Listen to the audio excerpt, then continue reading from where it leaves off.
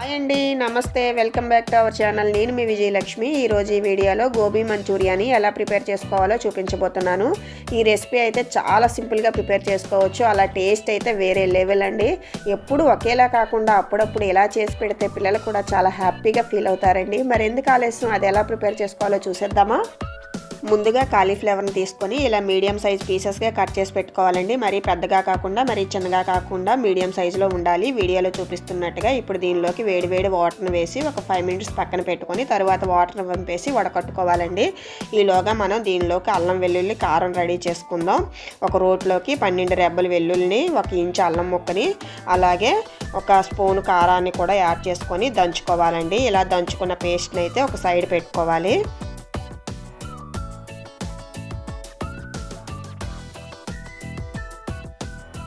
ఇప్పుడు ఒక మిక్సింగ్ బౌల్లో 2 టేబుల్ స్పూన్ మైదాని, అలాగే 2 టేబుల్ స్పూన్ల కార్న్ ఫ్లోర్ని యాడ్ చేసుకోవాలి. అలాగే రుచికి సరిపడా సాల్ట్ని కూడా యాడ్ చేసుకోవాలండి.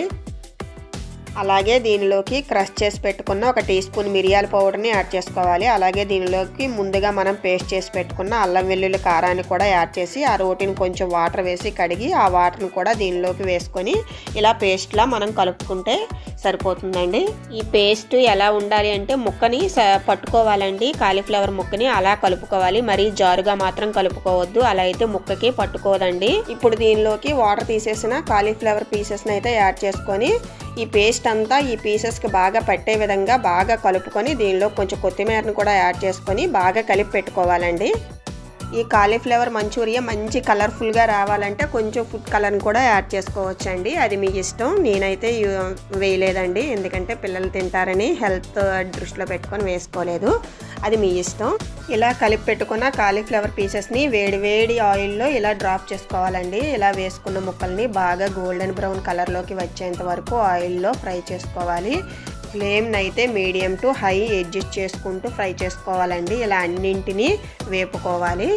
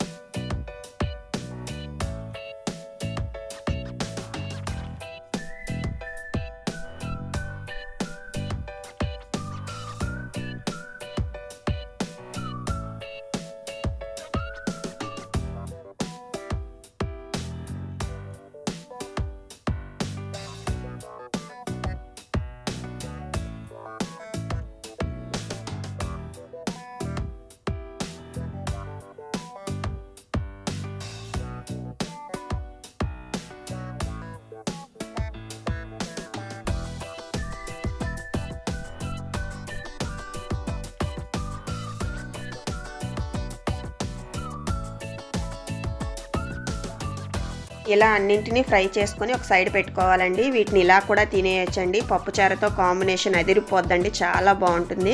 ఇప్పుడు వీటిని మంచూరియా ప్రిపేర్ చేసుకుందాం. ఒక ఫ్రై ప్యాన్ తీసుకొని దీనిలోకి 1 టేబుల్ స్పూన్ ఆయిల్ని యాడ్ చేసుకోవాలి. దీనిలోకి 1 టేబుల్ స్పూన్ సన్నగా కట్ చేసిన వెల్లుల్లి ముక్కలను వేసుకొని కొంచెం ఫ్రై అయిన తర్వాత దీనిలోకి చిన్న పీసెస్గా కట్ చేసిన అల్లం ముక్కలను కూడా యాడ్ చేసుకొని 2 ఫ్రై అయిన తర్వాత దీనిలోకి చిన్న ముక్కలుగా కట్ చేసుకున్న ఉల్లిపాయ ముక్కల్ని యాడ్ చేసుకోవాలి. అలాగే క్యాప్సికమ్ని కూడా యాడ్ చేసుకోవాలండి, ముక్కలుగా కట్ చేసుకొని.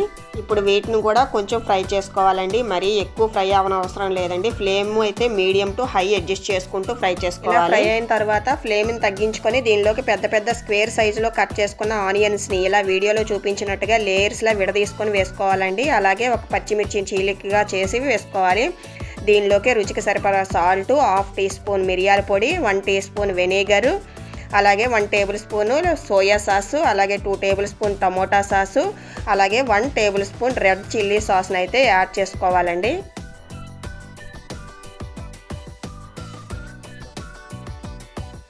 ఇలా అన్నింటినీ యాడ్ చేసుకున్న తర్వాత ఫ్లేమ్ని మీడియం టు హై అడ్జస్ట్ చేసుకొని 2 నిమిషాల పాటు అన్నింటినీ ఫ్రై చేసుకోవాలి. ఇలా ఫ్రై అయిన దీనిలోకి ముందుగా ఫ్రై చేసి పెట్టుకున్న కాలీఫ్లవర్ పీసెస్ని అయితే యాడ్ చేసుకోవాలండి. కొంచెం కొత్తిమీరను కూడా వేసుకొని ఇంకో 2 మినిట్స్ ఫ్రై చేసుకుంటే ఎంతో tasty and delicious gobi manchuria అయితే మనకి రెడీ అయిపోతుందండి. చూడండి, ఆ విధంగా టాస్ చేసుకుంటే సరిపోతుందండి. వీడియోలో చూపిస్తున్న విధంగా ఒక 2 మినిట్స్ అయితే సరిపోతుంది, మరి ఎక్కువేం అవసరం లేదు. ఈ గోబీ మంచూరియా రెడీ చేసుకోవడానికి మనకు అన్నీ రెడీగా ఉంటే కనుక 15 మినిట్స్లో అయితే రెడీ అయిపోతుందండి.